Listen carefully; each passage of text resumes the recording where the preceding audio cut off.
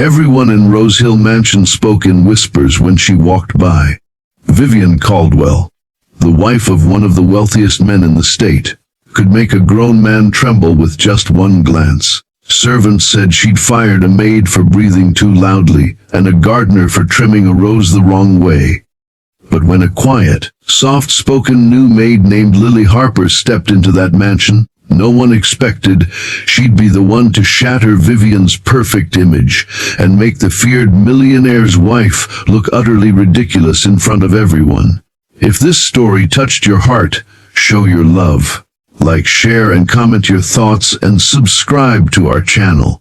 Lily Harper had never worked in a place so large it felt like its own small city. The Rose Hill Mansion stretched across acres of manicured lawns, marble fountains, and hedges trimmed into swans and lions. It had crystal chandeliers in every hallway, floors so shiny you could see your reflection, and rooms so big they could fit her entire childhood home inside. But for all its beauty, the place had an air of unease. The staff didn't speak unless absolutely necessary, and when they did, they spoke softly, like someone might be listening. Everyone walked quickly, eyes down, as if trying to avoid being noticed. On her first day, Lily, clutching her small tote bag and wearing her crisp new maid's uniform, was greeted not by a smile, but by a stern middle-aged butler named Gregory. "Rule number 1, he said as he led her inside. "Never speak unless Mrs. Caldwell addresses you first." Lily blinked. "Mrs. Caldwell?" Gregory gave a short, humorless laugh. "You'll know her when you see her. Everyone does." It didn't take long for Lily to find out what he meant.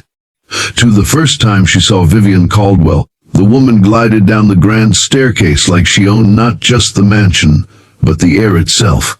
She was tall, with perfectly styled platinum hair, skin so flawless it looked almost unreal, and eyes that seemed to evaluate your worth in less than a second.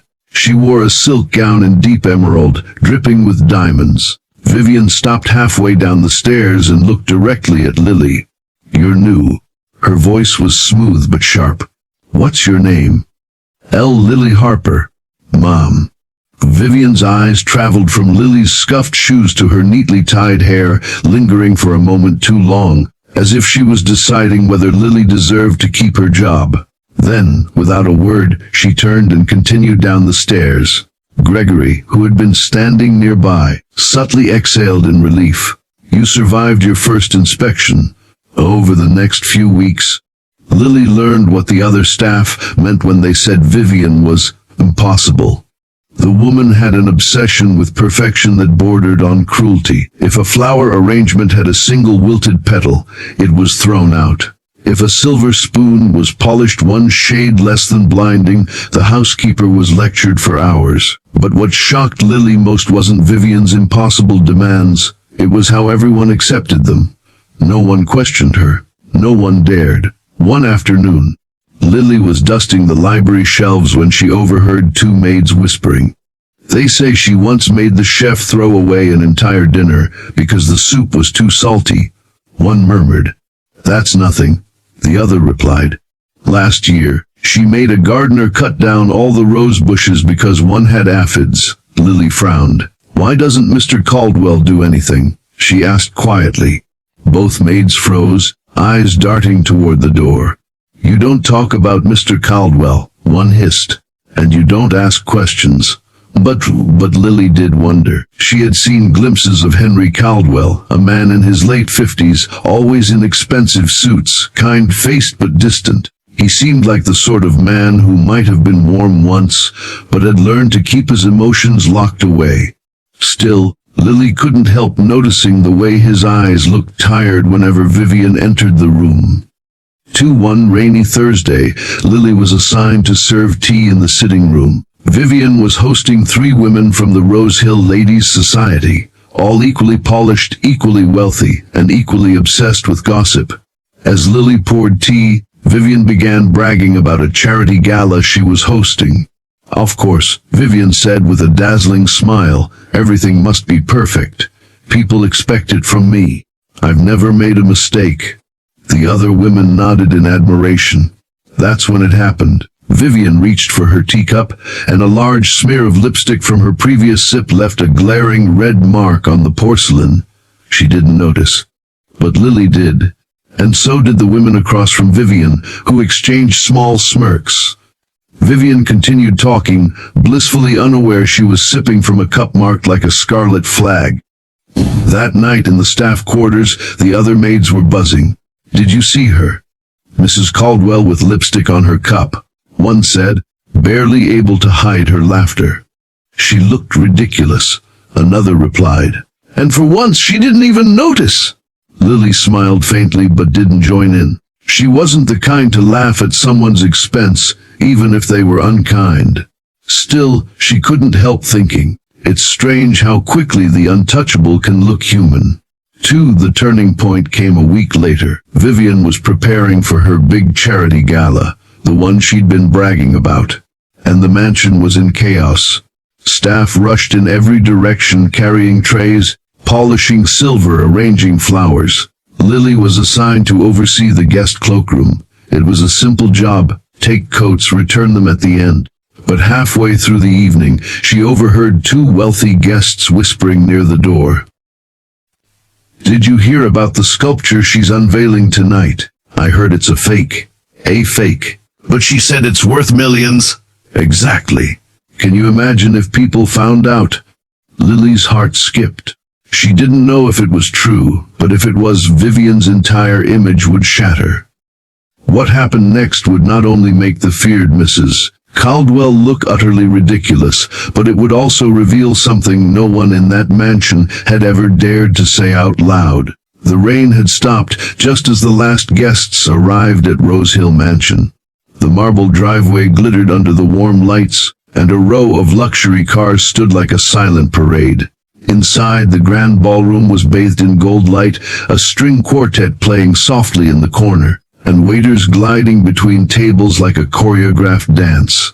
Vivian Caldwell stood at the center of it all, dazzling in a floor-length gown the color of midnight, diamonds dripping from her neck and ears. She was in her element, a queen among her subjects. Her laughter rang like crystal, her words polished and sharp. At exactly 8:15 she called for attention. "Ladies and gentlemen," Vivian began, holding a crystal glass in one hand, "thank you for joining me on this most important night. Tonight I reveal the centerpiece of my personal collection, a sculpture so rare, it is the crown jewel of Rose Hill." A velvet curtain stood at the far end of the room, hiding the masterpiece. Guests murmured in anticipation. Cameras from the local society magazine were already clicking. Lily stood in the shadows near the cloakroom door, her hands twisting in front of her. The whispered rumor she'd overheard earlier was gnawing at her. She didn't like gossip, but she also hated the idea of a room full of people being dazzled by a lie. She had seen the sculpture earlier that afternoon while delivering fresh flowers to the ballroom. It was beautiful. But Lily had grown up with a father who was an artist. She knew enough to recognize that the gold leaf was too fresh, the marble too bright. And worse, she had spotted the faint brand mark of a replica company near the base. Vivian didn't know Lily had seen it. The moment came. Vivian swept toward the curtain, her gown trailing behind her. "This," she announced, "is a piece that has inspired envy across Europe, and tonight it is here in my home." She pulled the rope. The curtain fell away. Gasps filled the air. The sculpture, a life-size depiction of a Roman goddess, stood bathed in soft light. Guests leaned closer, phones rising to snap photos. Vivian smiled like a woman who had just won a war. And then Lily heard a voice, shaky but clear, from the front row. "That's strange," said an elderly man with silver hair and a scholarly look. "I have this exact same piece in my garden.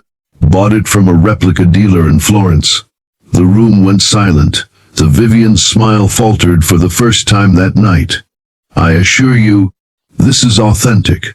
But the man stepped closer, peering at the base. "Ah, there's the mark, just as I thought. This is from Rossetti replicas, made only 2 years ago." Whispers erupted like a wave rolling through the crowd. Guests exchanged glances, some smirking, some outright laughing.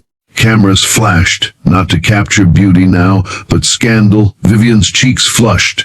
That's impossible! Gregory! Someone must have switched, but her voice was drowned out by the growing noise. People began to turn away, suddenly far less interested in her grandeur and far more entertained by her humiliation. To Lily hadn't spoken a word. She hadn't needed to. But as she stood quietly near the door, she caught Henry Caldwell's eyes from across the room. For the first time, the man smiled, a small, almost imperceptible smile of relief. Later that night, after the guests had gone and the mansion was nearly silent, Lily returned to the cloakroom to gather her things. She didn't expect anyone to be there, but Henry was waiting. "You knew," he said quietly. Lily hesitated. "I overheard something, and I saw the mark. I didn't tell anyone.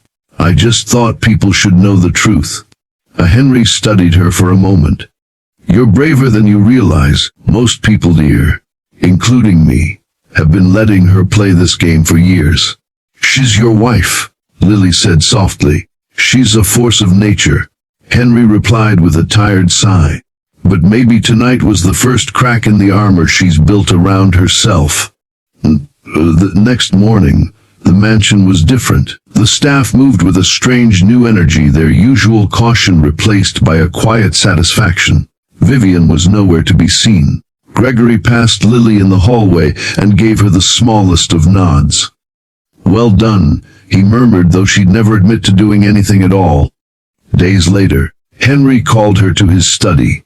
"I wanted you to know," he said, "that after the gala, Vivian agreed to take a step back from running everything. She's traveling for a while. The house feels lighter already."